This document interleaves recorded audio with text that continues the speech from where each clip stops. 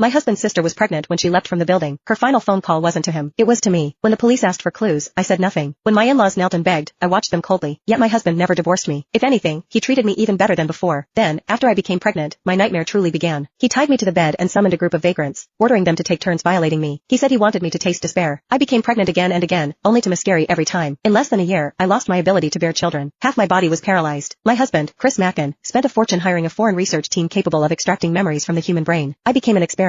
Jenny, the day you let my sister die with injustice hanging over her head, you should have known this day would come. She treated you like family, and you repaid her by working with her killer to destroy her. This is your retribution. I lay bound to the bed like a corpse, listening to Chris's hysterical curses, every word cut like a blade. No, that's not how it was. Then how was it? He roared. Say it. He grabbed my collar, eyes bloodshot as he demanded the truth. The words reached my lips, only to be swallowed back down. Despair crept into my voice as I begged. I can't say it. Please don't force me. His expression stiffened, then twisted into something monstrous. Put the device on her. Extract her memories now. I don't care if she lives or dies. I want the truth. His hatred for me had reached its peak. He locked me inside a glass chamber and had it transported to the city's central plaza. Hundreds of media outlets were invited to witness what he called the unveiling of the truth. What was, in reality, a public execution. 2 years ago, countless people had seen Lisa Mackin, 5 months pregnant, jump to her death. The case drew enormous attention, especially since the police had never solved it. Over time, the incident only continued to fester. The moment news broke that the case would be reopened, the plaza flooded with people. Shouts rose like waves. In the audience, my father-in-law supported my mother-in-law, who refused to sit down. My silence back then had dealt them a devastating blow. They'd urged Chris to divorce me, only to be refused. The resentment had never faded. Now, realizing Chris's painstaking intentions, my mother-in-law wept uncontrollably. Do you know how I've lived these past 2 years? She screamed. You venom-hearted animal. I wish I could tear open your chest and see whether your heart is black. My father-in-law patted her back, his eyes hollow with grief. Lisa had been entrusted to them by a close friend. There was no blood relation, yet she had been closer to them than a biological daughter. I watched everything through the glass, choking on sobs that made no sound. At Chris's signal, a helmet-like device lowered over my head. Hundreds of fine silver needles sprang out and pierced directly into my scalp. In an instant, it felt as though hundreds of leeches were sucking at my flesh. The tearing pain forced screams from my throat. Chris listened to my shrill cries, excitement flickering in his eyes. Sir, one of the technicians said nervously, her body is too weak. If we don't administer nutrients first, this could be fatal. Absolutely not. Chris snapped, eyes blazing with malice. Inject adrenaline. Let her die after the memories are extracted. The technicians hesitated, but under his authority, they could only comply. A syringe of adrenaline was pushed into my body. As the liquid surged through me, my entire being jolted into an unnatural state of stimulation. The memories buried deep inside began to churn. At Lisa's grave, Chris had already been kneeling for 2 hours. I approached with flowers in my arms. Looking at Lisa's smiling face in the photo, my eyes reddened. Just 2 days before her death, we'd gone shopping together. As I bent to place the flowers down, Chris suddenly snatched them from my hands and smashed them into my face. Don't stain my sister's grave. I trembled, bitterness lodged in my throat. Chris, about Lisa's death, I'm hurting more than anyone. The words only enraged him. Without warning, he dragged me to the ground. My head slammed hard against the gravestone, blood instantly staining the engraved letters. Yet, he showed no mercy. He pressed me against the icy stone, roaring in my face. Jenny, my sister died because of you. And you dare cry here like this? She was on the phone with you for 10 minutes before she died. What did she say?